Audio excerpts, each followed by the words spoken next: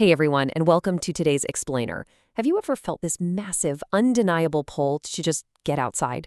Well, today we're diving into a classic poem that captures that exact feeling, Sea Fever by John Masefield. Now, I know that if you're learning English, poetry can sometimes feel like a giant, confusing puzzle. But don't worry, we're going to break this down together. We'll explore the vocabulary, the powerful emotions, and the brilliant pictures the poet paints.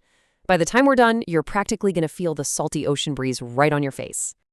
To make sure we don't get lost at sea, here's our quick roadmap for today. First, we'll meet John Masefield. Second, explore his longing for the sea. Third, we'll decode some key sailor vocabulary. Fourth, we'll look at how he personifies the ocean. And finally, we'll reach the final voyage. Okay, let's jump right into part one. Meet John Masefield. So who exactly was this guy? Well, John Masefield was an incredibly well-respected English writer who lived from 1878 to 1967. And get this, he actually served as the Poet Laureate of the United Kingdom for decades, right up until his death. If you're not familiar with that term, being Poet Laureate is a massive deal. It basically means the government officially appointed him as the top poet of the entire nation. Plus, he wasn't just writing for adults. He penned some really famous children's fantasy novels too, like The Midnight Folk.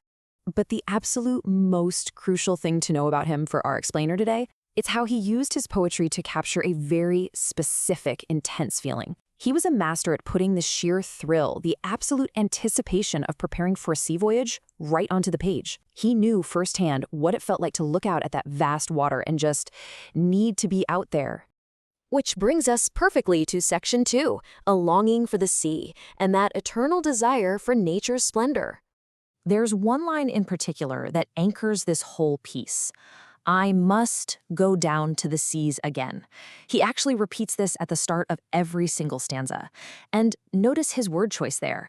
He doesn't say, I'd really like to go, or maybe I'll take a trip. He says, I must go. It's a non-negotiable pull. His soul literally requires it.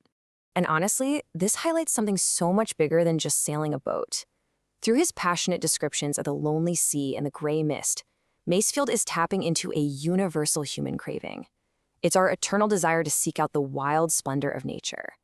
Even if you live hundreds of miles from the ocean, maybe you're surrounded by rolling farmlands, deep forests, or open plains, you've probably felt that exact same urge, that deep, powerful need to just step outside and connect with the earth. All right, let's gear up for Section 3, Key Vocabulary Explained, where we'll learn the language of the sailor. To really feel this poem, we need to understand a few specific nautical terms. First up is spume. When Masefield talks about blown spume, he's painting a vivid picture of a really rough, windy day on the water. Spume is that white, frothy ocean foam that literally gets whipped off the top of the crashing waves and blown through the air. You can practically taste the salt spray when you know what that word means. Next, he talks about longing for a vagrant gypsy life. Now, a vagrant is simply someone who wanders from place to place without a permanent home. By using this word, he's telling us point blank, I don't want to be tied down to a house or a city. I want absolute freedom. I want to travel the vast open spaces and just go wherever the wind decides to push my ship. And speaking of the wind, here's a fantastic descriptive word, wetted. He compares the ocean wind to a whetted knife. Think about what happens when you wet a blade. You grind it against a stone to make it razor sharp. So he's saying this wind isn't just a gentle breeze. It's bitterly cold and it stings. It cuts right through you like a freshly sharpened tool. Now for something a bit more cheerful. He mentions wanting to hear a merry yarn. In everyday English, yarn is just the string you use to knit a sweater.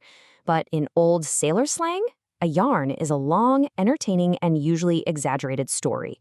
Back then, sailors obviously didn't have smartphones out on the water, right? So to pass the time on long, boring voyages, they'd sit around telling each other merry yarns to keep everyone smiling.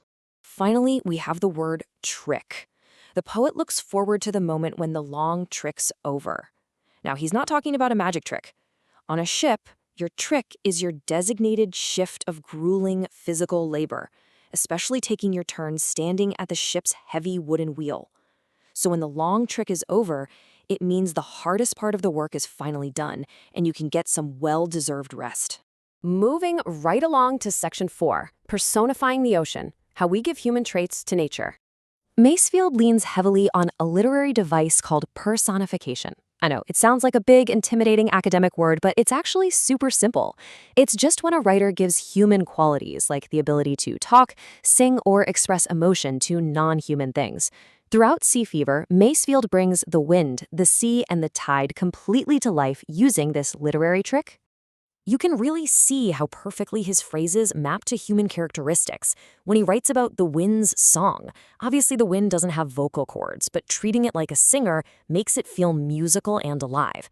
Then he mentions the sea's face. Again, water doesn't have eyes or a smile, but this makes us picture the ocean as having its own distinct, changing personality. And then there's the call of the running tide, giving the rushing water a human voice that literally shouts out to him. Let's actually zoom in on that last one for a second. He describes the tide as a wild call and a clear call that may not be denied. By giving the tide this loud, persuasive voice, the ocean stops being just a giant expanse of salt water. It becomes a demanding friend.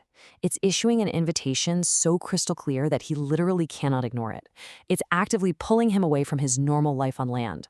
And that brings us to our final stop, Section 5, the final voyage and the journey's peaceful end. There is a really fascinating shift in tone that happens right at the end of the poem. Up until this point, everything has been incredibly loud and chaotic, right? We've had flying spume, crying seagulls, and wind slashing like a knife.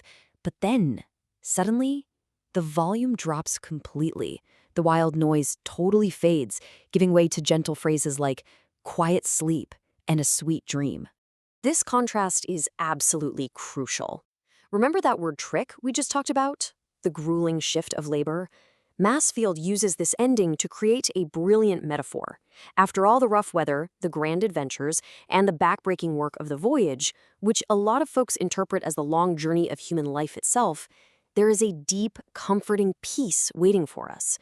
The storms eventually end, leaving us with a sweet, quiet sleep. So as we wrap up today's explainer, I want to leave you with a question to chew on.